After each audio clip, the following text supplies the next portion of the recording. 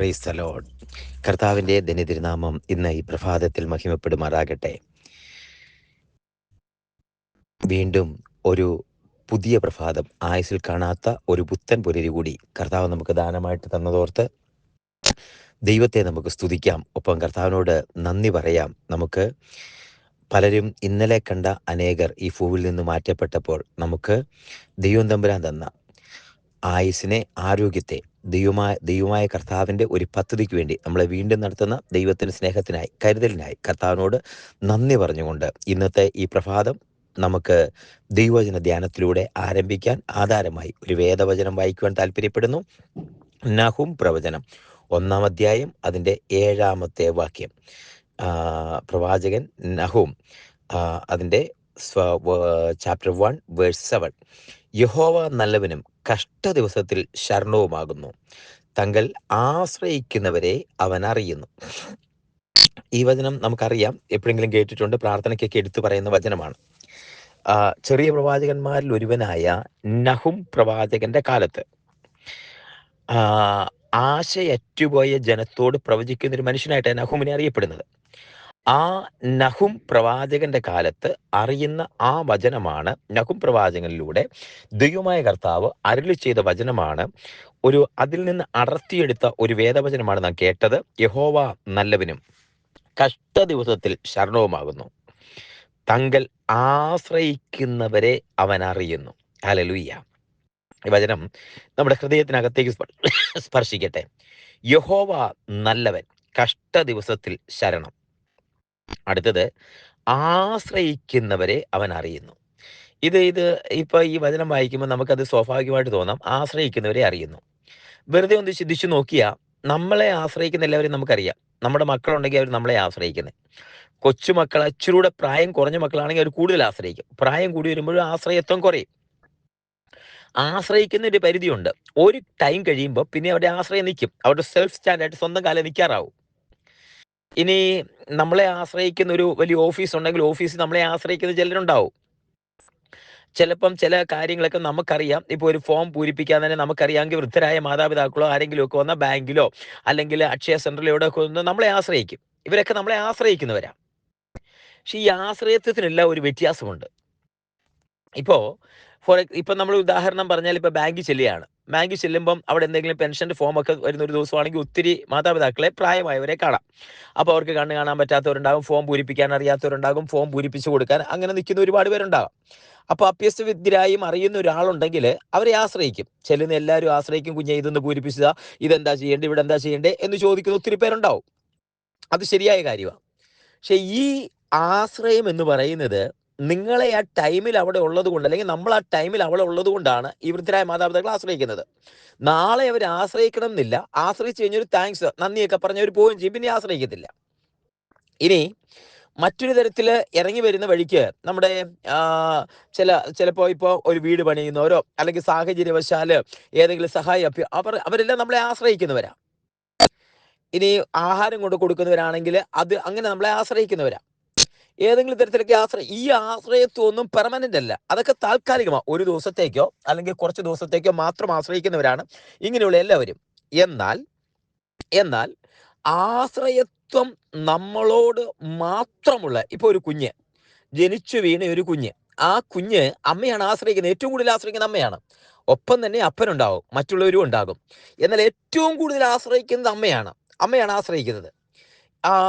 ഇനി അമ്മയുടെ ഒരു ആബ്സെൻസിൽ, ഇവിടെയൊക്കെ മിഡിൽ ഈസ്റ്റിലേക്ക് ആണെങ്കിൽ അറിയാം, അല്ലെങ്കിൽ അമ്മമാരൊക്കെ ആണെങ്കിൽ അവർ കൊച്ചു കുഞ്ഞുങ്ങളെയൊക്കെ ചിലപ്പോൾ ഡേ കെയറിൽ കൊണ്ടുപോകും. അല്ലെങ്കിൽ മിഡിൽ ഈസ്റ്റിലോ ഗൾഫിലോ ഒക്കെ ജോലി ചെയ്യുന്നവർ കൊച്ചു കുഞ്ഞുങ്ങളെ മാതാപിതാക്കളുടെ കയ്യിലേക്ക് ഏൽപ്പിച്ചിട്ട് പോരുന്നത്.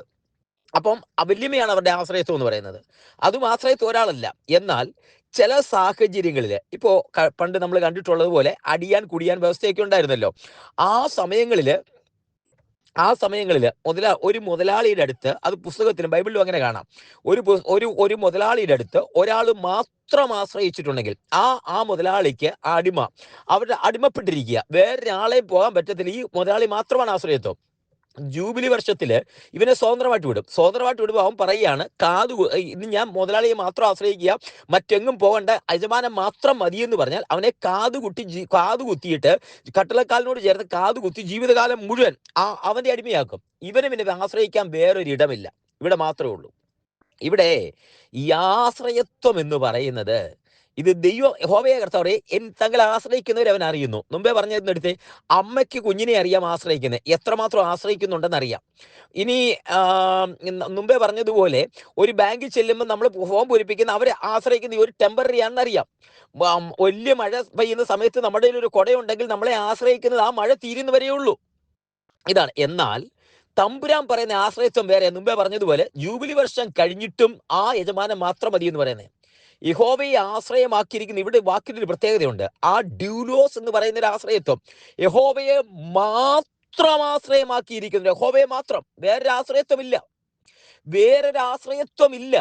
ഈ പ്രഥമ ആശ്രയത്വം എന്ന് പറയുന്നത് ദൈവം മാത്രമാണ്.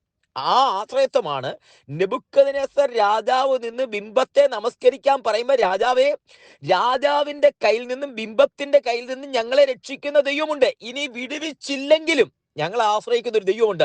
ദൈവത്തെ മാത്രമേ ആശ്രയിക്കത്തുള്ളൂ. ആ ആശ്രയത്വമാണ് ദൈവത്തിൽ മാത്രമുള്ള ആശ്രയത്വം. അതാണ് തങ്ങൾ ആശ്രയിക്കുന്നവരെ അവൻ അറിയുന്നു എന്ന് പറയുന്നത്. മോർദെഖായി എന്ന വലിയൊരു മനുഷ്യൻ, അദ്ദേഹത്തിന് ഹാമാൻ ഒന്ന് നമസ്കരിക്കേണ്ട കാര്യമുള്ളൂ. ഇല്ല, എനിക്ക് നമസ്കരിക്കാൻ, എനിക്ക് ആശ്രയിക്കാൻ ഒരുവൻ മാത്രം, ദൈവം മാത്രമേ ഉള്ളൂ എന്ന് അറിയാവുന്നത്. ഇവിടെയാണ് പ്രവാചകൻ പറയുന്ന വാക്ക്, ദാവീദ് ആശ്രയിക്കുന്ന ദൈവത്തെ മാത്രമാണ്. ഇവിടെയാണ് നഹൂം പ്രവാചകൻ പറയുന്നത്, തങ്ങൾ ആശ്രയിക്കുന്നവരെ അവൻ അറിയുന്നു. ശദ്രക്ക്, മേശക്ക്, അബേദ്നെഗോ എന്ന് പറയുന്ന 3 ചെറുപ്പക്കാർ ആശ്രയിക്കുന്നത് ദൈവമായ കർത്താവിനെ മാത്രമാണ്. ദൈവത്തിനറിയാം. മറ്റൊരാശ്രയത്വം അവനില്ല. ആ 3 പേർക്ക് വേറെ ആശ്രയത്വമില്ല. രാജാവ് നിൽക്കുന്നുണ്ട്, രാജാവിനെ ആശ്രയിക്കുന്നില്ല, മനുഷ്യരെ ആശ്രയിക്കുന്നില്ല, നിൽക്കുന്ന വിഗ്രഹത്തെ ആശ്രയിക്കുന്ന ആശ്രയത്വം ദൈവത്തിൽ മാത്രമാണ്. ഇവിടെയാണ് വാക്കിന്റെ പ്രസക്തി. ആശ്രയിക്കുന്നവരെ ദൈവം അറിയുന്നു. ഇന്ന് കുഞ്ഞെ, ദൈവം മാത്രം ആശ്രയമായിട്ടുള്ളവർ, ദൈവം മാത്രം. സാഹചര്യങ്ങൾ മാറി വന്നേക്കാം, ഇന്ന് കണ്ടവർ നാളെ മാറിപ്പോയേക്കാം, ചാർച്ചക്കാര് മാറിപ്പോയേക്കാം, കൂട്ടുകാര് മാറിപ്പോയേക്കാം, ജീവിതാന്ത്യം വരെ കൂടെ നിൽക്കുമെന്ന് പറഞ്ഞവര് കൂടെ നിന്ന് മാറിപ്പോയേക്കാം. എന്നാൽ മാറാത്ത ഒരുവരുണ്ട്, അത് നമ്മുടെ യേശു കർത്താവ് മാറിപ്പോകത്തില്ല. അതുകൊണ്ടാ ഈ വചനം തങ്ങൾ ആശ്രയിക്കുന്നവരെ അറിയുന്നു. ബാക്കി എല്ലാത്തിലും ഉപരി ഇന്നത്തെ ജോലി വേണേ മാറിപ്പോകാം, സാഹചര്യം മാറിപ്പോകാം, നമുക്കുള്ള സമ്പത്ത് സാഹചര്യങ്ങളെല്ലാം മാറിയെന്ന് വന്നേക്കാം. പക്ഷേ മാറിപ്പോകാത്ത ഒന്നുണ്ട്, അത് കർത്താവാ. അതുകൊണ്ടാ പറയുന്നത്, തങ്ങൾ ആശ്രയിക്കുന്നവരെ അവൻ അറിയുന്നു. ശദ്രക്ക്, മേശക്ക്, അബേദ്നെഗോവിനെ കർത്താവിനറിയാം. ആശ്രയിക്കുന്ന നോഹയെ കർത്താവിനറിയാം. ആ വാക്ക്, അതിനകത്തുള്ള വാക്ക്, തങ്ങൾ ആശ്രയിക്കുന്നവരെ അവൻ അറിയുന്നു. യഹോവ നല്ലവനും കഷ്ട ദിവസത്തിൽ ഒരു ശരണമാ. ആശ്രയിക്കുന്ന ശദ്രക്ക്, മേശക്ക്, അബേദ്നെഗോവിന് കഷ്ട ദിവസത്തിൽ ദൈവം ശരണമാ. ആശ്രയിക്കുന്ന ദാനിയേൽ കഷ്ട ദിവസത്തിൽ യഹോവ ശരണമാ. ആശ്രയിക്കുന്ന പൗലോസിനെ കഷ്ട ദിവസത്തിൽ യേശു കർത്താവ് ശരണമാ. കർത്താവിനെ മാത്രം ആശ്രയിക്കുന്നത്. ഇനി വചനം കേൾക്കുമ്പോൾ നമുക്ക് ആശ്രയിക്കാൻ ഒരുപാട് പേരുണ്ട്. അപ്പനമ്മമാരുണ്ട്, നാട്ടുകാരുണ്ട്, വീട്ടുകാരുണ്ട്, നമുക്ക് ജോലി, ഇവരെല്ലാം ആശ്രയം. പക്ഷെ ഇന്ന് പറയട്ടെ, നമ്മുടെ പ്രഥമാശ്രയം യഹോവയിൽ മാത്രം ആശ്രയിക്കുക. സാഹചര്യം മാറി വരും, സൗകര്യങ്ങൾ മാറി വരും, പക്ഷെ ആശ്രയത്വം ഒരിടത്ത് മാത്രമാകട്ടെ, യഹോവയിൽ മാത്രം, ദൈവത്തിൽ മാത്രമാവട്ടെ ആശ്രയം.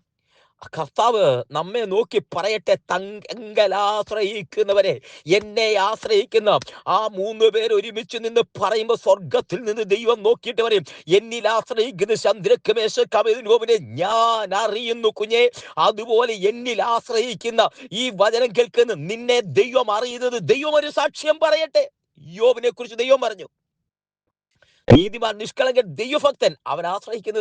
യോബ് ആശ്രയിക്കുന്ന സമ്പത്തിലല്ല, മക്കളിലല്ല, ലോകത്തിലൊന്നിലുമല്ല, എന്നെ മാത്രം, ദൈവത്തെ മാത്രം. നമ്മെ നോക്കി കർത്താവ് പറയട്ടെ, തങ്ങൾ ആശ്രയിക്കുന്ന, എന്നിൽ ആശ്രയിക്കുന്ന ആ കുഞ്ഞിനെ നിന്നെ കർത്താവ് അറിയുന്നു. എന്നിൽ ആശ്രയിക്കുന്ന നിന്നെ കർത്താവ് അറിയുന്നുവെന്ന്, ദൈവത്തിൽ ആശ്രയിക്കുന്ന നിന്നെ കർത്താവ് അറിയുന്നെന്ന് ദൈവം ഒരു സാക്ഷ്യം പറയട്ടെ.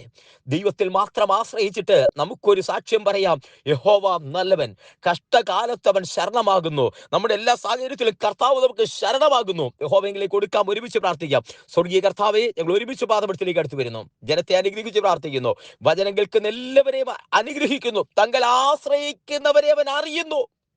യഹോവയെ മാത്രം ആശ്രയമാക്കിയിരിക്കുന്ന ഞങ്ങളെ കർത്താവ് അറിയുന്നതിനായി നന്ദി പറയുന്നു. തൃക്കരങ്ങൾ സമർപ്പിക്കുന്നു. അവിടുത്തെ സാന്നിധ്യത്താൽ ഞങ്ങളെ നിറയ്ക്കുന്നതിനായി സ്തോത്രം ചെയ്യുന്നു. എല്ലാവരെയും അനുഗ്രഹിക്കുന്നപ്പാ. സ്വർഗത്തിന്റെ കരം കൂടിയിരിക്കുന്നതിനായി സ്തോത്രം. പിതാവിന്റെയും പുത്രന്റെയും പരിശുദ്ധാത്മാവിന്റെ നാമത്തിൽ ജനത്തെ അനുഗ്രഹിക്കുന്നു. ആശ്രയിക്കുന്നവരെ അറിയുന്ന കർത്താവ് കൂടിയിരിക്കുന്നതിനായി നന്ദി പറയുന്നു. ദൈവകരങ്ങളിൽ സമർപ്പിക്കുന്നു. ഒരു പ്രാവശ്യം കൂടി അനുഗ്രഹിച്ച് പ്രാർത്ഥിക്കുന്നു. യഹോവ കൂടിയിരിക്കുന്നതിനായി നന്ദി. തൃക്കരങ്ങളിൽ സമർപ്പിക്കുന്നു. പ്രാർത്ഥന കേട്ടിയാൽ സ്തോത്രം ചെയ്യുന്നു. സകല മാനവും മഹത്തോട് നെടുക്കും യേശുവിൻ നാമത്തിൽ തന്നെ. ആമേൻ, ആമേൻ, ആമേൻ. കർത്താവ് എല്ലാവരെയും അനുഗ്രഹിക്കട്ടെ. ദൈവം കൊണ്ട് പറക്കട്ടെ. നാളെ നമുക്ക് വീണ്ടും കാണാം. അതുവരെ കർത്താവിന്റെ വിശാലമേറിയ ചെറുകടിയിൽ എല്ലാവരെയും അവിടെ ഇവിടങ്ങളായി പരിപാലിക്കട്ടെ. God bless you. Thank you so much.